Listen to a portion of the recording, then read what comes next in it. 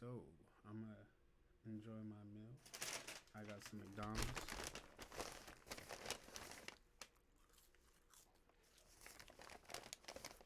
Super delicious. I got the fries.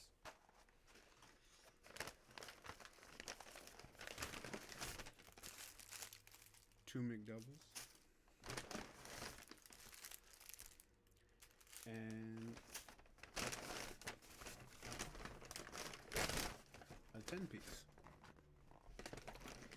And I'm gonna enjoy my McDonald's and watch some YouTube videos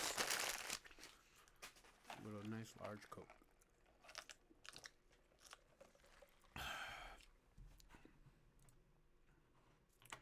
Let's see what we got on the YouTubes. Cardi B and it's my 100th episode. Candace Owens talking about Cardi B and Offset.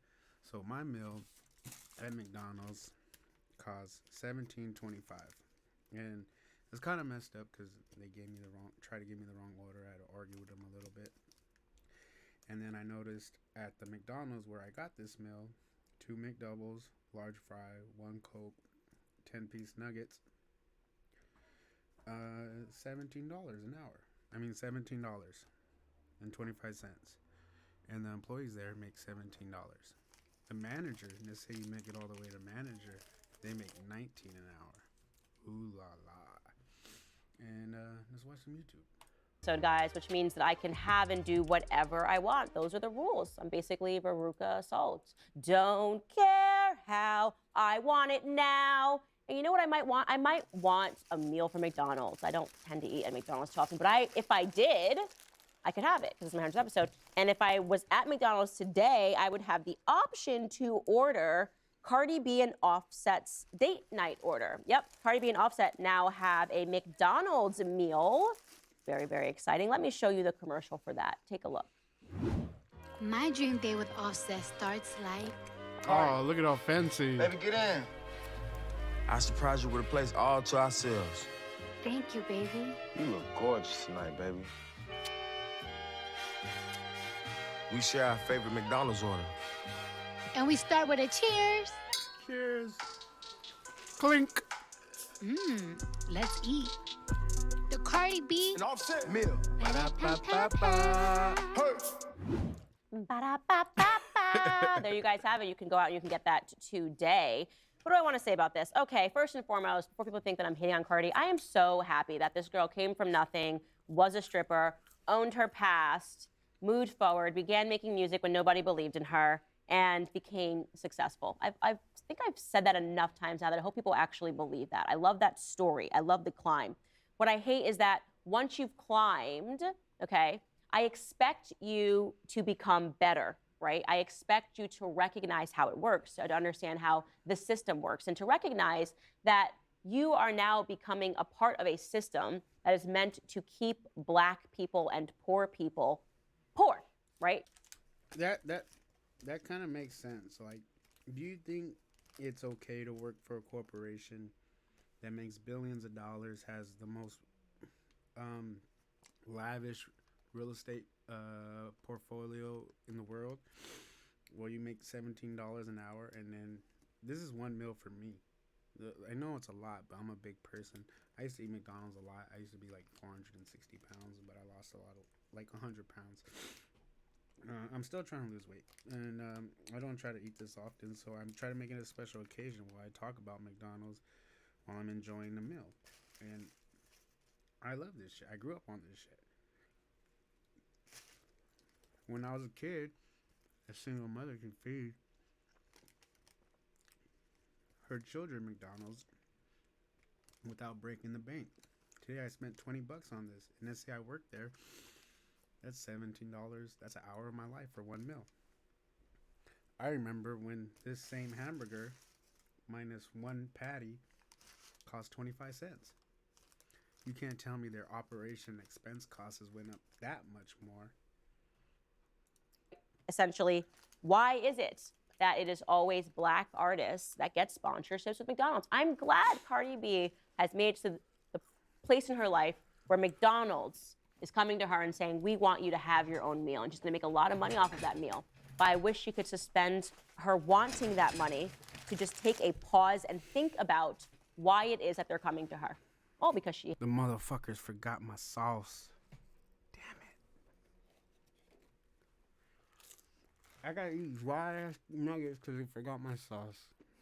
has a huge Black audience, people that they expect are going to eat at McDonald's and are going to put that trash in their mouth repeatedly over and over again. So they're going to make McDonald's cool. And this is a recurring theme when it comes to Black artists, when it comes to rap artists. This is a recurring theme. Let me remind you, Migos, they rap trio. They had a Popeyes meal. Megan Thee Stallion, she was also has a Popeyes meal. Travis Scott, McDonald's. Saweetie, McDonald's. Mariah Carey, McDonald's. Michael Jordan, McDonald's.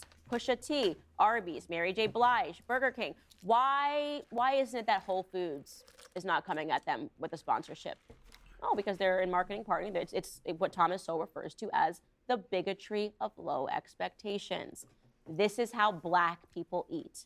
And if we want to recognize how many dollars we can make off of Black people and their food ignorance and their poverty, then we need to go to Black actors and Black entertainers and pitch to them that we will give them millions to continue to promote a lack of health in their own community. Wow. So that's what I hate about it. That is what I hate about it. And I have to share that because I don't think Cardi B is ever going to change. I think it is about money for her, and she's not actually interested in becoming smarter. She's capable of it, but she's not interested in becoming smarter. So let's move on from that, but let's keep talking about McDonald's because maybe I will have it. It's my 100th episode. And if I wanted to have some yesterday, all I had to do was fly to East Palestine, where Donald Trump brought a ton of McDonald's. And I want to say this was a great move on Donald Trump's part. I have not liked a lot of his petty banter, a lot of the messages that he is sending out on his platform, Truth Social. I just, again, do not find those messages to be necessary whatsoever. This, absolutely amazing. Obviously, people in East Palestine have essentially just been forgotten about by the Democrat Party. Joe Biden sooner made it to Ukraine to pledge to them more billions of our hard-earned tax dollars than to East Palestine. They have not made, Pete Buttigieg has not made it to East Palestine. It is shocking that given the disaster that has taken place there, that they are not having administration officials visit their city. Well, Donald Trump has visited, and he was incredible, and here he is in his own words. To the people of East Palestine and to the nearby communities in Ohio and Pennsylvania, we have told you loud and clear, you are not forgotten. You are not forgotten. We stand with you, we pray for you, and we will stay with you in your fight to help answer, and the accountability that you deserve. We'll have that accountability. It'll all be out there very clearly. This is the messaging from Donald Trump that has always worked, from President Trump. He makes people feel seen. And this is what I always try to describe to people, that there's something about his aura when you're in his presence that he makes you feel like you're just like him, that there's no difference between you. He knows how to speak to the blue-collar worker. He means it when he says that you are not forgotten. It's how he won successfully back in 2016, because so many people felt like they were not being heard and were being told that they don't belong, right? Like the academics have thought up a better society than the ones that they were living in. And I think went from strength to strength as he visited in East Palestine. He delivered 13 pallets of food as well as Trump water. And of course, he is very much associated with McDonald's. He personally loves McDonald's. Of course, they are not offering him a sponsorship because he's not Black and he can't sell McDonald's to Black people. But he himself loves McDonald's, and he stopped there. He ordered Big Macs for first responders and members on his team, and he handed out and signed MAGA hats. And I just hope that he keeps up with this. Again, this is the Donald Trump that we love. This is the Donald Trump that we remember.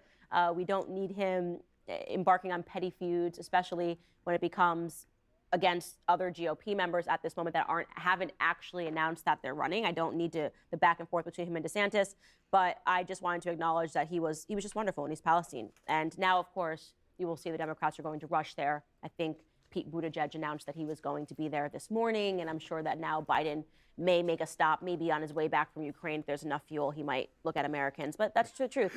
Biden is American last. Trump has always been America first. And there you have it. All right, guys, you know how this works. The next portion of the show is going to be available exclusively on Daily Wire Plus. I'm going to be... Alrighty, so... let's go to McDonald's. I want to talk about the nutrition aspect of McDonald's for a second. This is a Big Mac, 500 calories. One of the staples, bun, it's pretty much the same thing, just has cheese and an extra bun. But I couldn't afford that today, so I got the not couldn't afford the quarter pounder. Couldn't afford a quarter pounder with cheese. I got the McDouble, 400 calories. So right now, 2 McDoubles is 800 calories. When I lost weight, I had to do intermittent fasting and I had to do calorie counting, and I went from 460 to 320 in a year. So I lost 140 pounds in a year just giving up sugar and stuff like this. And this is the nutrition facts for this. So my meal today, let's count up my meal today. 2 McDoubles, 400 calories. Where are the fries at? Let's go to the fries.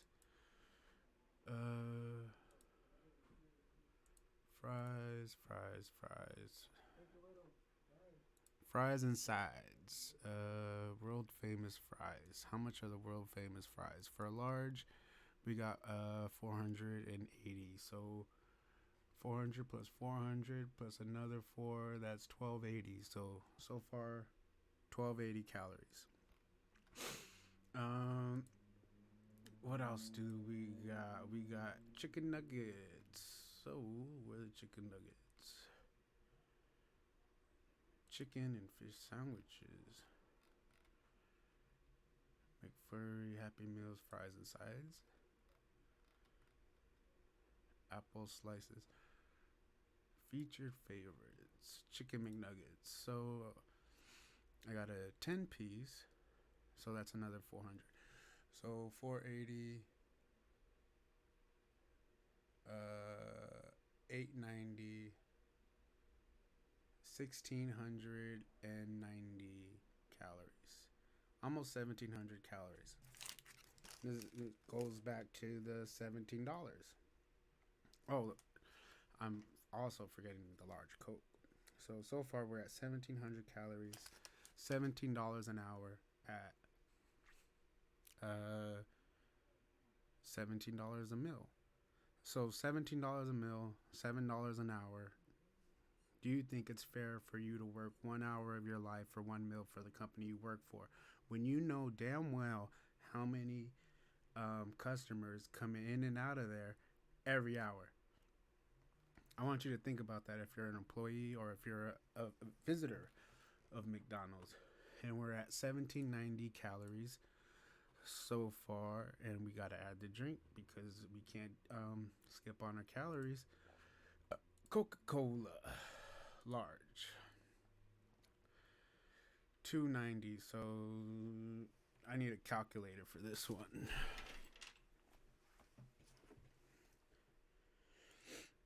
So we're gonna just go off the nutrition aspect of this.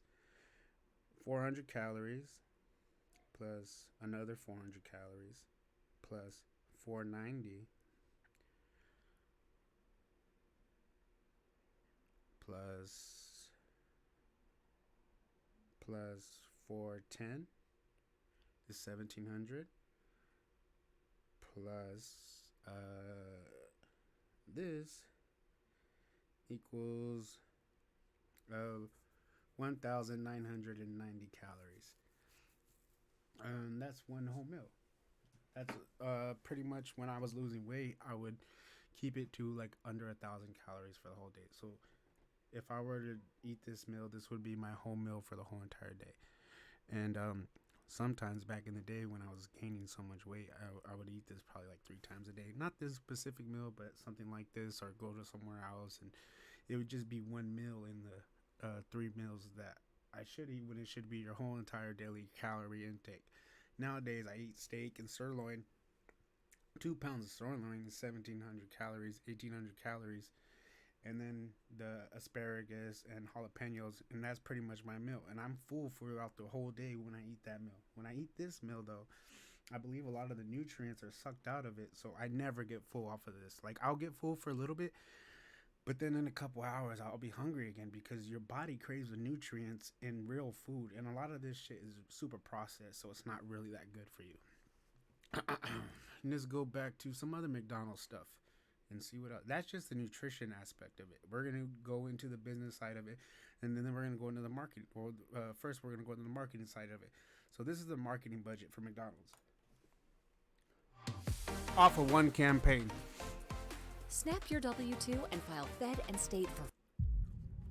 In 2020, Travis Scott's McDonald's meals sold out across the country, while every white kid in America was letting employees know exactly who Every sent white them. kid. Yes, Cactus Jack sent me. It was even reported that the Travis meal Travis bumped the Scott, so it company's probably sales by wasn't every week. 4.6%. That's a lot of money going into the pockets of one of the biggest corporations in the country. J Balvin also released his meal, and even Quavo went in on the action. How much did he say? But in the country. A lot of money going into the pockets. This meal bumped the company's sales by 4.6%. That's a lot of money going into the pockets of one of the biggest corporations in the country. J Balvin also released his meal, and even Quavo went in on the action. But hip-hop ties with McDonald's began long before La Flame ever started making music. In fact, one of the lesser-known things about America's favorite fast food joint is that the I'm Lovin' It theme song I'm loving it. was actually written by none other than Pusha T. Pusha T wrote that. Oh, wow. That's crazy that Pusha T I fucks with Pusha T. Pusha T's the hardest right now. He did one of the best runs. I love the not the Donda album, the Daytona album, the Almost Dry. He's on one of the best runs right now. Like Pusha T wrote the song for McDonald's. But the history behind that jingle goes much deeper than just one line. Here's a real story behind hip-hop's original ties with McDonald's.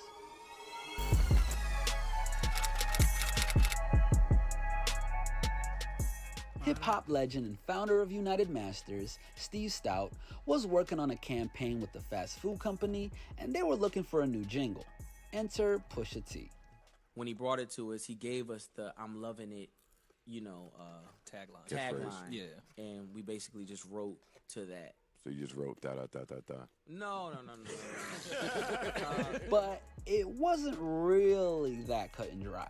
Pusha actually ended up writing a full song for a McDonald's commercial, and they even got Justin Timberlake on the hook, who was allegedly paid $6 million just to sing it. Damn. The official Justin Timberlake version got a beat from the Neptunes and a full music video treatment, but the strategy behind the marketing was pretty genius.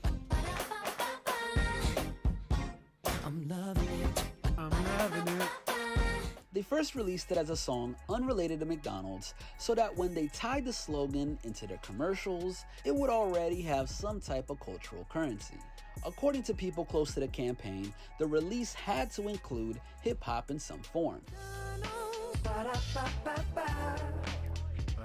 I'm loving it. Move your feet, rock to the beat, hungry for the music, gotta eat. I'm loving it. In Steve Stout's book, The Tanning of America, he said the campaign was using the following strategy.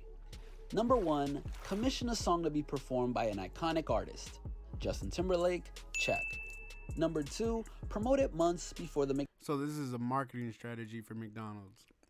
And I don't hate them on that, but I'm saying all the marketing strategies that they have, they're paying a fuck ton of money to market this shit, but they ain't paying their employees $17 an hour. Remember that.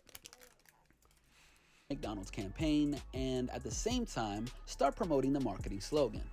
They did just that by titling the song I'm Lovin' It and having the hook resemble their jingle, planting the seeds in the minds of consumers all over the globe to connect to the song's melody to burgers in just a few months. And the song was actually really successful. It broke into the top 100 on the US charts and reached number 1 in Belgium. Not bad for a song that was really just an ad. They never had a tagline that they used all around the world before this. I'm Lovin' It was used in McDonald's That was their global first marketing tagline campaign for over a decade and became their longest running campaign ever. But Pusha said that he only got $500,000 for his role in writing the song, which may sound like a lot of money for a commercial, but in the grand scheme of things, the number of burgers that were sold off that song is astronomical. This right here is astronomical. Number of burgers that were sold, which May sound like a lot of money. He only got $500,000 for his role in writing the $500,000. Pusha T made $5.5 million less than Justin Timberlake to co-write McDonald's jingle. I'm loving it. Damn, they gave Justin Timberlake back then was Justin Timberlake. Pusha T back then was the Clips. That don't seem right. 550,000? They gave Pusha T 50,000? Pusha T $500,000 for his role in writing the song. $500,000, so $500,000. So they had a budget of $6 million. They gave half, 0.5 to Pusha and 5.5 to Justin Timberlake, or probably $6 million because they're saying less.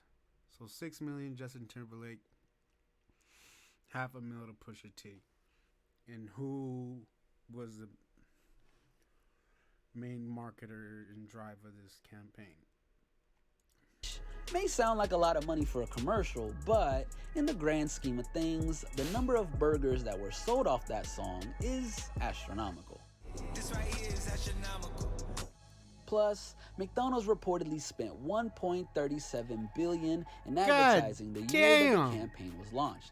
$1.7 billion in advertising, and they give you $500,000.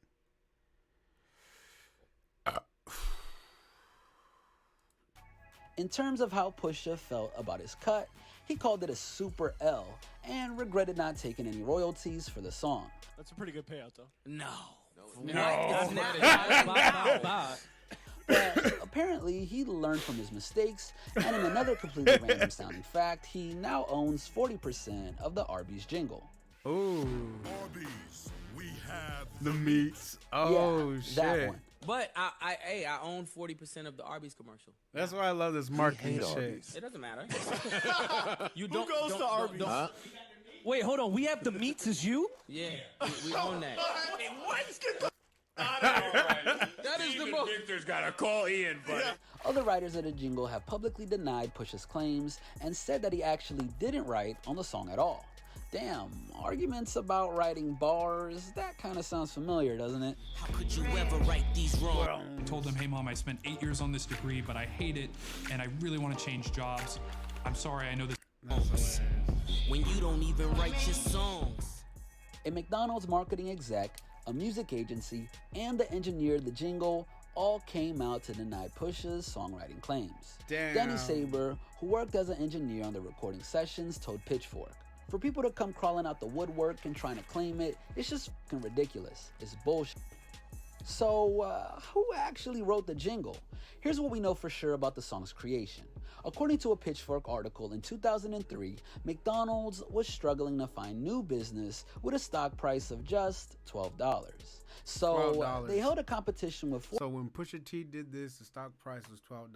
I just pulled this up earlier. The stock price today is $266 at a volume of 4,216,546. That's astronomical, those numbers. That fuck. 14 of the world's leading ad agencies to come up with a new slogan and a campaign launch. A small German firm called He and Partner, or something like that, won the competition and hired a German music company called Mona Davis Music to help come up with a song to match. As we said before, the song had to include hip-hop. The president of Mona Davis, named Tom Batoy, said that he got the inspiration for the line when he heard a backup vocalist hum it in the studio. And if you're wondering who that singer is, well, that's also a mystery. And if that sounds suspicious to you, you're not the only one. In 2009, a Munich producer even sued McDonald's after claiming that he wrote the jingle. He did lose the court case, but the mystery lives on. The official listed songwriters for the jingle are Batoy, his partner Franco Tortora, Pharrell Williams and Chad Hugo, who made the beat for the Justin Timberlake song, Hayes' creative director Andreas Forberger, and Justin Timberlake. But no Pusha T. He was almost there, but he sort of went left. One of the 5 commercials initially released did feature raps from clips, consisting of course of Pusha T and his brother Malice. I'm loving it. At the end of the day, to relieve the stress, we add a little play. I'm loving it. The two were also signed to Pharrell at the time, but it's still unclear what Push's involvement was in the actual songwriting process for the initial jingle. It seems like an outrageous thing for Pusha T to just straight up lie about, but then again, rappers lie about a lot of things. So, who wrote the McDonald's jingle? Short answer, a lot of people were involved, but we may never really know who did what. But burger dealing aside, ghostwriting aside, let's have a heart-to-heart about some... That's what happens in the music industry. There's like 5-10 people are arguing about who made a 3-word line. Surprise. Drug dealing aside, ghost writing aside, let's have a heart-to-heart about your pride. Sorry, that was a pretty bad pun, but you know what I'm saying. McDonald's has been using rappers to sell products for a long time, or at least they've been trying to. Shortly after the I'm Lovin' It campaign dropped, McDonald's was allegedly going to start paying rappers to mention the Big Mac in songs. Yes, this is real. Artists were going to be paid between $1 and $5 every time a song that mentions the Big Mac was played on the radio. Of course, the backlash to that idea was pretty vocal. But apparently the strategy didn't go too well anyways, because according to business magazine Advertising Age, Massachusetts marketing from Maven Strategies met with numerous rappers, record labels, and producers with the Big Mac product placement pitch. Several tracks were even submitted to Maven, who later presented the tracks to McDonald's, and ultimately, the franchise giant wanted final approval on all lyrics, which only needed to mention the sandwich and not the parent company.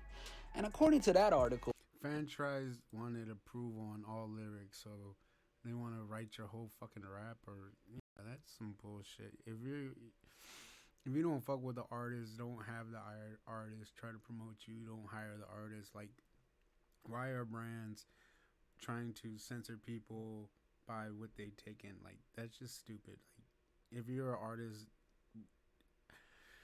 that's like the definition of selling out, pretty much. McDonald's wasn't a fan of any of the Big Mac bars they heard. Luckily, we didn't end up having every Chingy, Nelly, and 50 Cent song talking about the sesame seed bun in the early 2000s. Thank you. That doesn't mean that hip-hop never got any McDonald's bars though. Everyone from Migos to Jay-Z have mentioned the company in songs, and Eminem has mentioned the company at least a dozen times, and Kanye even wrote a full poem called McDonald's Man. Clearly hip-hop has love for McDonald's, and McDonald's has love for hip-hop. But with the success of the Travis Scott meal, and knowing how these companies now work, I doubt that McDonald's partnership with hip-hop is anywhere near over. But yeah, what do you guys think? Do you remember hearing any songs that mentioned a Big Mac in it, and it wasn't talking about a gun? Let us know your thoughts in the comment section below. Hit that subscribe button and notification bell to stay up to date on all of our new videos. And as always, make sure... Shout out to Hip Hop DX. That shit was fucking hilarious and well done. Damn, that show was to keep it all the way locked to hiphopdx.com. So we went into the calories. You got 2,000 calories for this meal, $17 an hour, $17 for the meal, $17 a meal. Hour of your life equals 1 meal from the company you work for. I don't think that's right, especially when you be serving out a couple hundred meals. I mean, every hour. And then we could look into the finances of this. This is all public information on the McDonald's website. This is the McDonald's reports for the fourth quarter, full year 2020 results.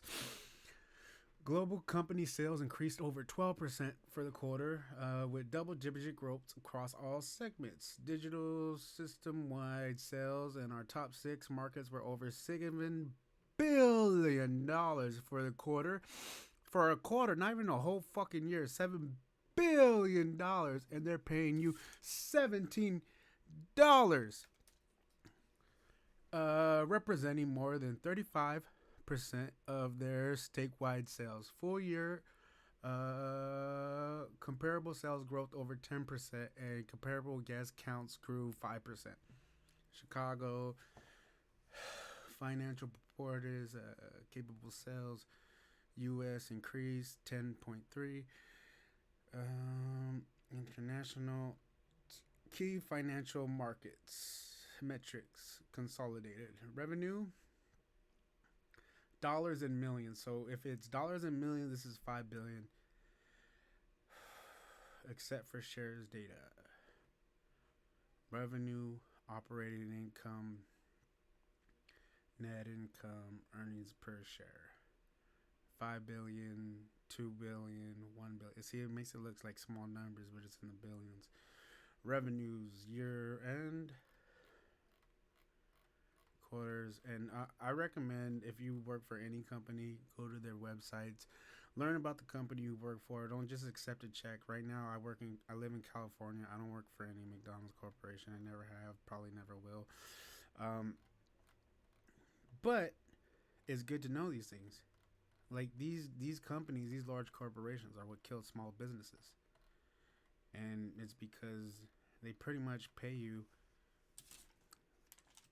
less than 1% of their income, and it's like, as an employee, it's just ridiculous. Less than 1% of their income. And then we're gonna go to the final metrics. When this marketing campaign started, they were at $12 a share. I don't know how many shares they had, if they ordered more shares, but now it's $266 a share, and they're over 4 million shares. That's a a lot of shares of money.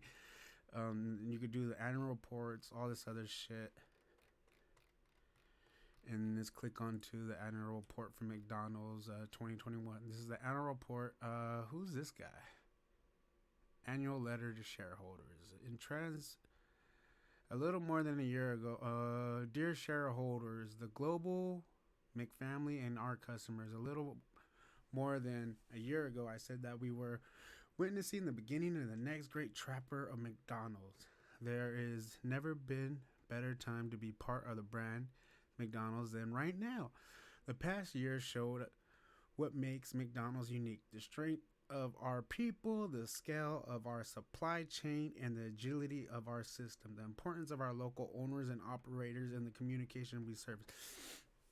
So the McDonald's franchise, it's a franchise model. McDonald's business is a franchise model. So McDonald's is a franchise of the supply chain, and they own the property on where you have your business. So as a owner or manager operator, you purchase the franchise, but you don't own the land, you don't own the supply chain, you don't own nothing. You just buying from them pretty much exclusively. Some people will say it's good, some people will say it's bad. The thing is like, if this model takes over, the large corporation takes half of everything off bat, and then they give the corporation or the manager. I wouldn't say it's like owning a business. I say like it's owning a managerial job. And the McDonald's I went to, they pay their employees 17 an hour. They pay their managers 19 an hour. Imagine being the manager of a whole fucking McDonald's and you make 19 an hour. I would be insulted. The banner year. Let's see what else we got here.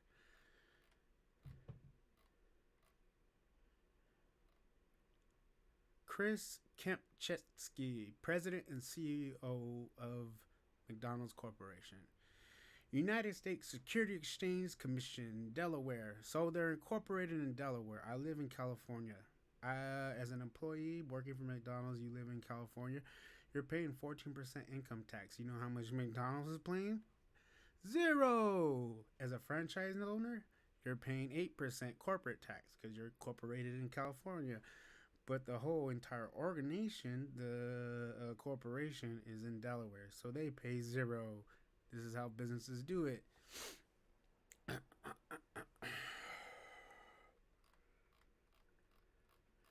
See what else we could find.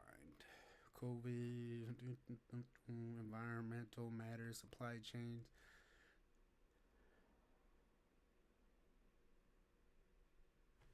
The company and its franchise purchase food, packaging, equipment, and other goods from numerous independent suppliers. The company has established and enforces high food safety quality standards and maintain quality centers around the world designated to promote constantly of these high standards. The quality management systems and processes involved in ongoing product reviews, vital supply visitors, third-party verification, food safety advisory councils, the chain pretty much the whole McDonald's chain. What I wanted to go to financial performances, corporations, they always want to make more money than last year. But they want to cut as many people out as they can. So this is how they do it. Revenue shares by company operated restaurants, $9 billion. Revenue shares by franchise restaurants, $13 billion. This is the increase, 20% in 2021. This is the amount, because these are dollars in shares in the millions, except per share. Operation costs, $8 million. Franchise restaurants expenses, $2 billion. Other restaurants, $1 billion. Total operation costs and expenses, $12 billion. Increase, decrease. Operating income, $10 billion. Net income, $7 billion. Earnings per common share, $10. Weighted average common share outstanding. Revenue, $23 billion. But this just goes to show you, a little bit about their pay structure, a little bit about how things work. Like, let's say, revenue, where was it? Sales by company. These are companies that sells restaurants that are like the highest value. Pretty much, probably like anyone in like Times Squares. Those are company operated restaurants. The one down the street, those are franchise operated restaurants, and they're both different revenue streams and both different business models. Look at the company operated restaurant expenses. 8, they made 1. Look at the company operated expenses that they spent. They spent $2 billion, but they made $13 billion. That's because when they franchise these out, they give the franchisor or franchisee or franchisor, whatever it is, the person that's franchising it, they give them all the product and they give them all this, and they cover a lot of the expenses. So it comes out of their portion, and that's why they're always like every McDonald's is a little different. And this is how much they make from the franchise. If they were to operate it themselves, they would only make $1 billion. But with the franchise model, they're making $13 billion because they're having other people cover the costs, and they have the property of the value, and it goes up, and they get to keep that. Like, if you're owning a business, starting a business, I wouldn't recommend renting because it's just throwing away money. Like, my grandma, she had a restaurant for 20 years. Every month, she spent $4,000 on rent, and that's not even including her costs for food and everything else. But let's say you were to own that property, that $4,000 goes into your bank. That's like a bank, and then when you're finally ready to sell your business, you sell the property, you cash out that money, you buy a house, and you live off of it. Because she was renting, she spent $4,000 a month. $4,000 a month over 5 years is $1 million.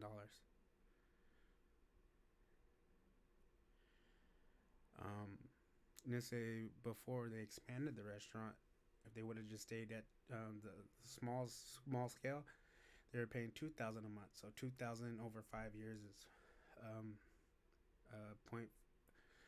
$500,000. So over 20 years, they spent at least $4 million. And that's like, that's how you. That's a lot of money that doesn't go into your bank when you're renting and you own a business. So this is just free game about McDonald's while I enjoy my meal, and then we're gonna listen to some music. Steve Stout basically brought us the whole idea of doing the McDonald's jingle. When he brought it to us, he gave us the "I'm loving it," tagline. Yeah, and we basically just wrote to that. So you just wrote da. No.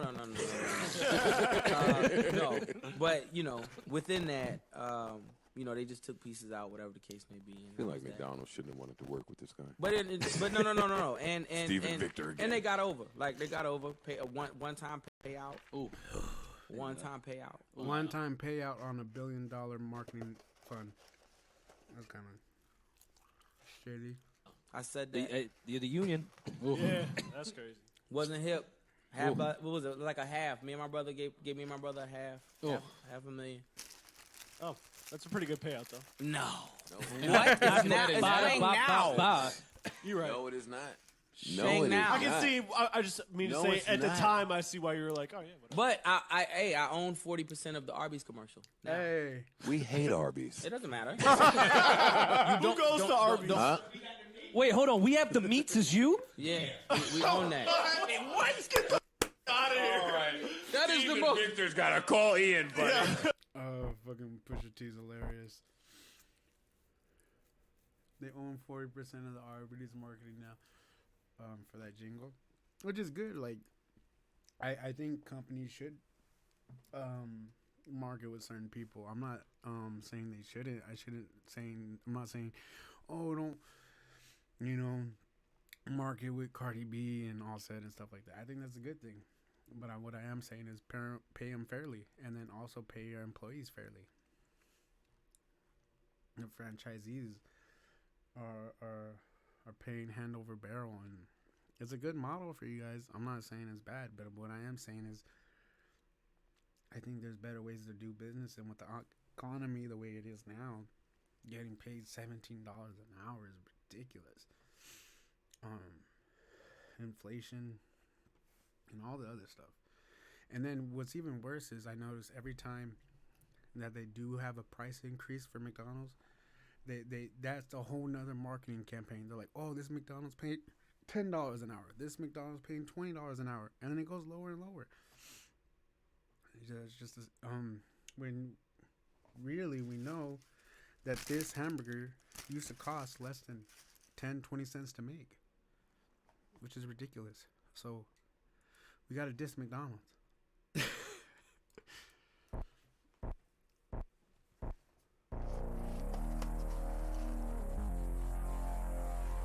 I'm the reason the whole world love it. Now I gotta crush it. Filet your fishes.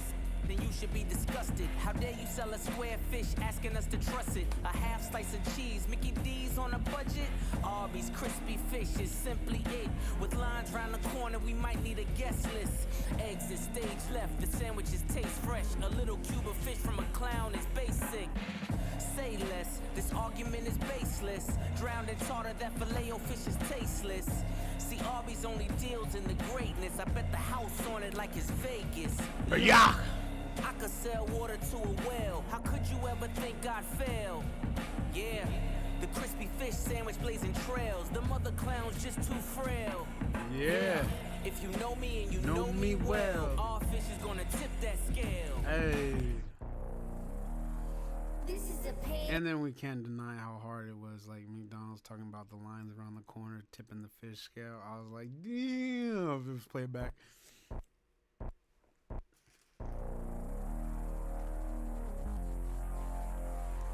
I'm the reason the whole world love it. Now I gotta crush it. Filet your fishes. Then you should be disgusted. How dare you sell a square fish, asking us to trust it? A half slice of cheese, Mickey D's on a budget. Arby's crispy fish is simply it. With lines round the corner, we might need a guest list. Eggs is stage left, the sandwiches taste fresh. A little cube of fish from a clown is basic. Say less, this argument is baseless. Drowned in tartar, that filet-o-fish is tasteless. See, Arby's only deals in the greatness. I bet the house on it like it's Vegas. Look, yeah. I could sell water to a well. How could you ever think I'd fail?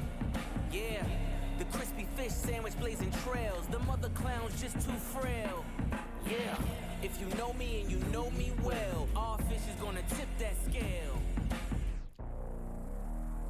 This is a paid advertisement brought to you by the unrivaled, the unparalleled Arby's.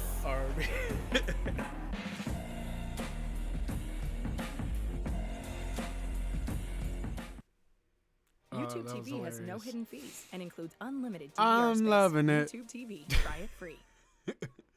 As I'm in the midst of applying for residency right now, wish me luck, Grammarly has again been a lifesaver with my application. Everyone knows. Now we're gonna look into the history of McDonald's real quick, just to like kind of get a concept of it. The classic "I'm loving it" jingle. Oh, we already watched this. No. It's been a part of McDonald's brand for 2 decades, and they still continue to use it to this day. However, what might seem like an innocent slogan actually has quite the bizarre history.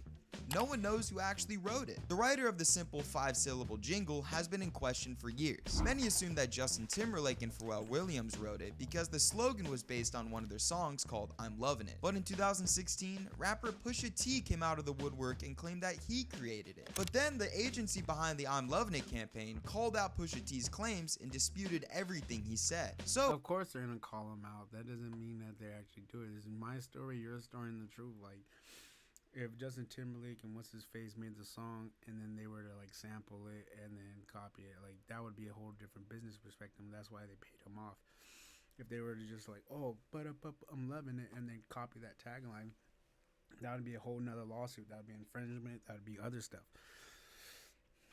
The way they worked about the infringement, they're like, oh, 6 million, $5.5 million, and they paid him off. And it kind of sucks. And this is Pusha T getting his check from McDonald's. Hey, come on, man. He got his first check. Exclusive footage of Pusha T getting his first check from McDonald's. First check ever in life, boy. Gonna see what it do. Hey, wait, we ain't gotta say how much it is, man. But see his face when you open it up, man. Wait, Jojo.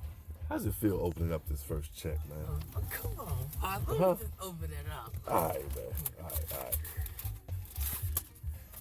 Hey, they got the Jenny in the back. What have you done for me lately? You really don't. McDonald's? Ooh, yeah. Because he was expected to, man. Why your face like that, Jojo? It's probably the taxes. It's probably taxes. Would you expect it more? Because you're 18. Jojo, would you expect it more? How much you get? I have to say it out. Jojo, where you He going? said, fuck this shit. Oh, yeah, they took out taxes, Joe. Welcome to the world. What? Joe, where you going, man? It's a part of life. Ooh, you mad? He Yeah, figured they it. took out the taxes right here. You don't know how the taxes hit, boy. Jojo, where he going? Yeah, because they where he where at? they go? Look, where he I'm going? gonna show him how to. You done for me lately. He said, fuck them taxes. Imagine making $17 an hour, and I'd even include tax, and then you got to buy one fucking meal, and it's $17, and they want you to eat 3 meals a day, so 17 times. So that's 3 meals out of your 8 hours. You got 5 hours left. That's bullshit. And yeah. They didn't finesse you. They didn't finesse you. They didn't finesse you. They finessed the whole fucking world. What you talking You about? only got 258? Look. Yeah, you gotta explain taxes. Okay. So they took out employee Medicare and they took out your Social Security employment. So that's 406. But I got my Social Security number. No, I you got always my have to Social pay Security taxes. number. You have to pay taxes every time Gee, you bro, get you paid. just only lost like So- $20. so Chill out. $21. So look. Listen, we gotta explain to you how this Look, works, man. you earned $280, but they still had to take out $21.42 in taxes, which is why you have this much to spend. So if I earned that, why can't I get it? Because you have to take pay out taxes. federal taxes. You pay taxes for everything, Jojo. You lucky ain't no state taxes on it. Listen, they take out federal tax, state tax, all this, man. It's a state tax. Sometimes it's a county tax. Look, you get. Well, at least you got like 50, 200. He heated. Here's the real world. I understand, man. Not turn it off. Oh, man. I understand. So that's how McDonald's do people. That's the McDonald's like business plan. And you know, all I would ask is McDonald's, you make good food. We know the cost of your food is under 25 cents. Otherwise, you wouldn't be selling those hamburgers we sell them at a loss. Shut the fuck up. You don't sell shit at a loss. Right now, everybody's losing all kinds of money.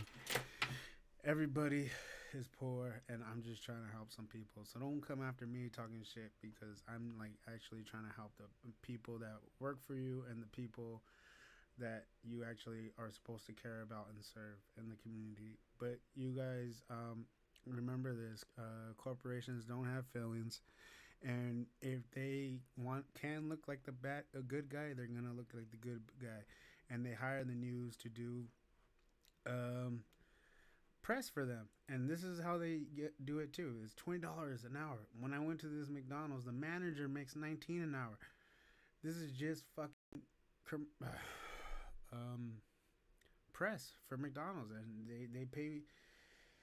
They know how to get around it, and it's like, I think they should actually pay their employees a fair wage, and especially with the amount of money that they're making over it. Because my meal for one McDouble was like $4.50 for two of them.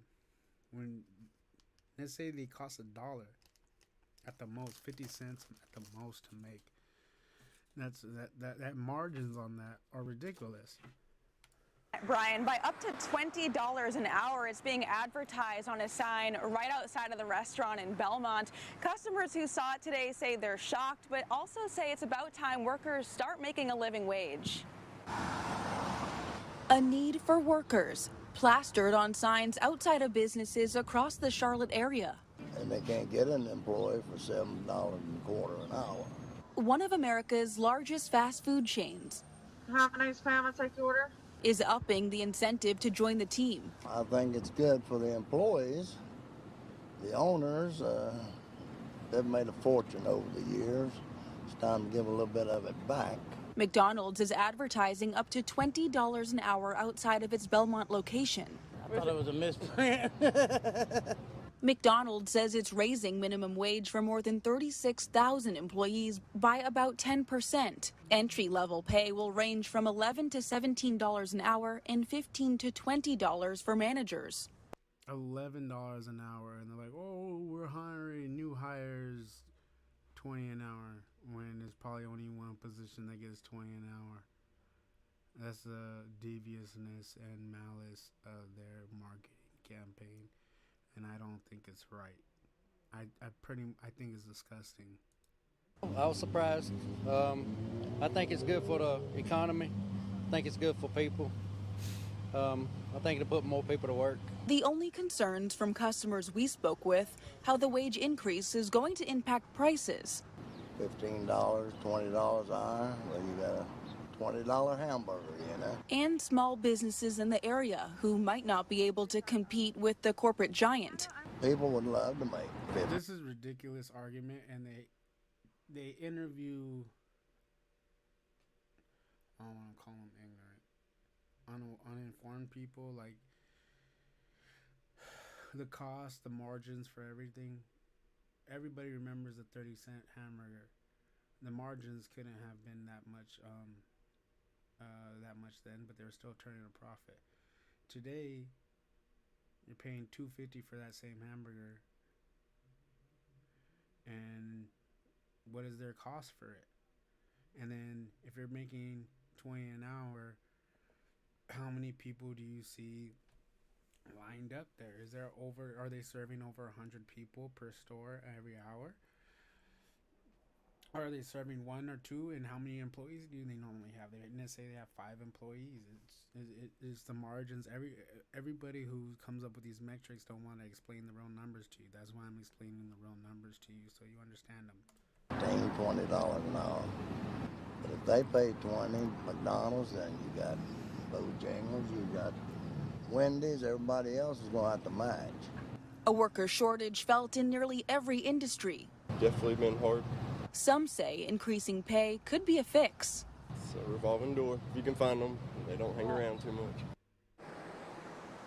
And McDonald's is hoping the wage increase will attract more workers. It says it's hoping to hire 10,000 more employees within the next 3 months. Reporting live in Belmont, Taylor Young, Fox 46. But what they didn't highlight is some employees are only getting 11, and they market 20.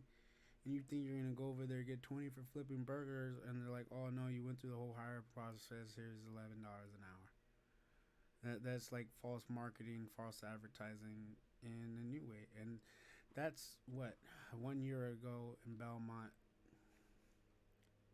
And let's go to 7. I have another job for you. Game on. You do your thing enough. And this one is the last time the workers had an increase. Workers would be paid $10 an hour.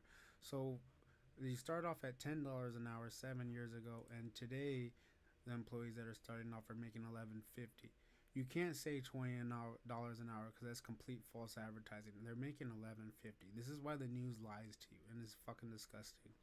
News coming from McDonald's today. Reuters is reporting that they're increasing their minimum wage for workers at about 1,500 stores. Quote, by the end of 2016, the average hourly wage rate for McDonald's employees at those restaurants will exceed $10 an hour.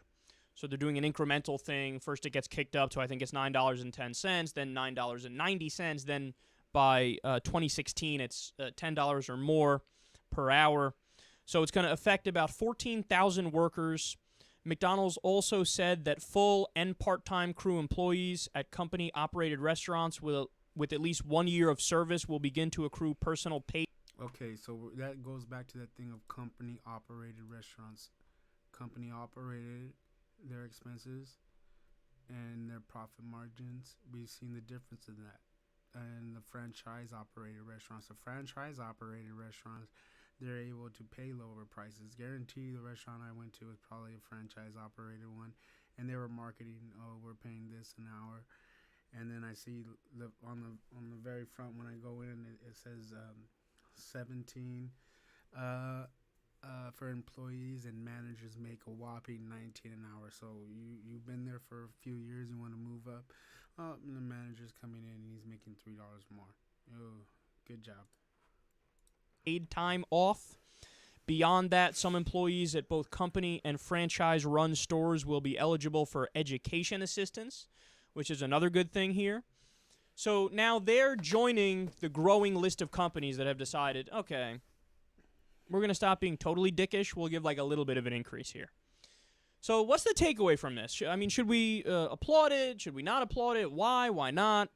Well, I'm of two minds on this. So first of all, I do want to give them a little bit of credit because historically they're horrific on this, and other, big companies are as well, where there's like, fuck it, I just want to pay as little as possible, and that's the end of it. So you do give them a little bit of credit for increasing it, for sure, but keep it in perspective. That's not enough. Like, okay, you get a credit for 1 second and then you're done. Now kick it up to the right number. Now, I get it. Conservatives are going to be like, oh, liberal never fucking happy. That's what it is. These goddamn liberals, you give them a little bit, they want more. That's how it is. No, it's not like it's impossible to make us happy. In fact, it's easy to make us happy. The way to make us happy is living wage and we're out. That's it. Once you hit a living wage and then chain it to inflation, I'm shutting the fuck up. Because then Exactly. So what's a living wage right now? A living wage is definitely not 20, maybe 30 is barely livable. And let's say you're making, I was working at Amazon, I was making 600, 700 a week. A lot of the area where I'm at, the cheapest you're going to find a place is maybe 1,200. The standard place is 600. So that's 2 weeks of your pay going to rent, maybe possibly 3. You have no money for savings, you have no money for expenses, you have no money for budget. And like, oh no, only kids work at McDonald's, but we got to teach these kids on how to actually fight for a livable wage and actually what a livable wage is. They don't teach you money management, they don't teach you how to do your expenses, they don't teach you what you should get, they don't teach you how to negotiate. They're just like, here, go out there into the world and get into these labor contracts that are pretty much slave contracts. And if they want to censor me for that word, they're complicit in it. All of a sudden, I become a conservative. Once you start paying, once the minimum wage is a living wage and you chain it to inflation so it continues to rise naturally with inflation, well, then I'm the one that comes out here and I start defending that. And if people say, I want it to be higher, I want a $25 an hour minimum wage, I'm going to say, whoa. But now all those bullshit conservative arguments that they use now and they're not good, then all of a sudden those arguments become good. if you start arguing for too high a minimum wage. And, of course, the idea is, well, if it goes too high, you're going to increase unemployment. Because, small businesses can't afford to pay people $25 an hour in many cases, so more people will just be laid off. So I don't think we're unreasonable. I don't think that's so much of a bad thing, because I think if a corporation can hire a bunch of people and control the market by the amount of people that they actually employ, they'll do that. I think it's better for the people if there's a lot of more smaller corporations, smaller business. The mom and pop shops are all going away because they can't compete with this business model. If you're a small mom and pop shop, you're not franchising, you're not doing this, you're not doing that. So of course you're going to lose in this whole global scale market. Reasonable on this. So there's two proposals that I like. Either the $12 an hour minimum wage at a federal level and chain it to inflation. That's my number 2 favorite policy on the issue of the minimum wage. And the reason is that some economists say that's the number, that's the magic number for a living. Keep in mind, before my grandma bought the restaurant, she was working 17 years in a factory. She made $75 a week at minimum wage in that factory job. That was 1971 when the gold standard hit. It's been going down ever since then, and it hasn't got any better. With when you make enough money to cover your mortgage in 1 week, you have 1 week for savings, you have 1 week for the future, and you have 1 week for expenses, and that is livable. That's sustainable. Ever since we switched in, before I was even born, before a lot of people were born, we've been losing fraction of our buying power till today, 2023. Our buying power is shit. We could barely afford to pay rent, to pay shit like this, and it sucks because it shouldn't be like that. I think inflation and also the houses in your area, it should be tied to that, along with the houses in your area, and the housing market in your area should be tied to your wages, not just inflation. Living wage. But there's a new idea that I actually like more. And that policy is you have economists calculate in each state what a living wage is, because it's obviously going to be different in California and San Francisco and LA compared to Wyoming or Kentucky. So what you do is you have economists figure out what a living wage would be in all these areas, and then in each state you codify this all into federal law. In each state you put what it is, and you chain it to inflation, and then it's going to be a little bit different in every state, but at least in every state, you'll have a living wage. So it may be $9 an hour in Wyoming. I don't know. Maybe it is. But then it also may be $16 an hour in L.A. And that, I think, makes the most sense. All we're asking is a living wage. If somebody works a full-time job, they should be able to afford necessities. That's my standard. That's it. You know, I'm not some sort of radical revolutionary, overthrow the system, get rid of capitalism, give everybody exactly the same amount of money. No. I think this is pragmatic. I think this is practical. So while I give McDonald's credit for doing the right thing here in some respects, and certainly doing better than they were doing before, it's not enough, man. And I really hope that this doesn't chop the legs out from underneath a movement to get a living wage. Awesome words. Thank you, Secular Talk. Because in my mind, the idea of a living wage is not debatable, right? Because then you're just having a conversation about wage slavery. Making somebody work a full-time job, but you're not paying them enough to survive? There's a term for that. It's called wage slavery. That's harsh language, but that's what it's called, and it's called that for a reason.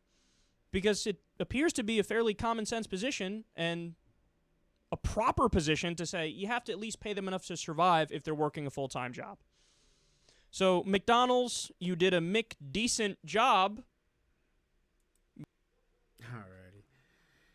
And that's my whole spiel speech on McDonald's.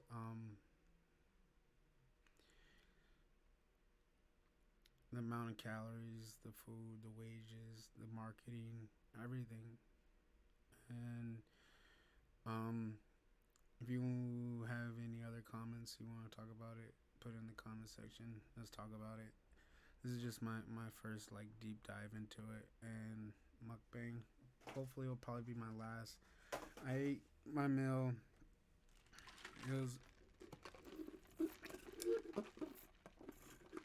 I don't want to say delicious, but it was good. I mean, I guess. I went to McDonald's. The service was bad. The lady was rude. She tried to give me the wrong thing, and then she tried to make me pay more for somebody else's meal that wasn't mine. And then when I told her, "Oh, you gave me the wrong change," it was just a whole shit show. And it sucks because I like McDonald's. I used to enjoy them, but the wages, the marketing is just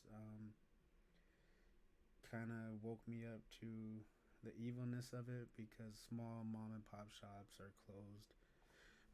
Restaurants are very hard to open. They're very hard to run. During COVID, we've seen a bunch of them shut down, and that's kind of despicable as well. And that's all I got to say about that for now. And see you guys next time.